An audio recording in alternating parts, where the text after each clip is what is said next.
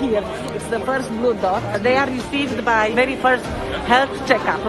Here we have the psychosocial services. It's the Child Protection Directorate who registers every single child so that we ensure that no children are exposed to harm, trafficking or abuse.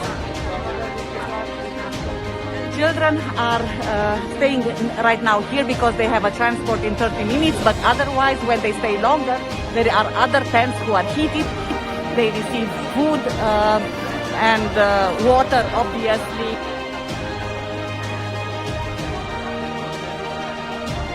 Here, for example, they register all the transport here in the entire accommodation facilities, and we try to match them into one single database.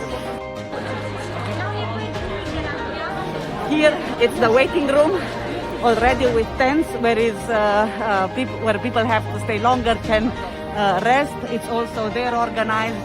They receive also food, a lot of donations by everybody.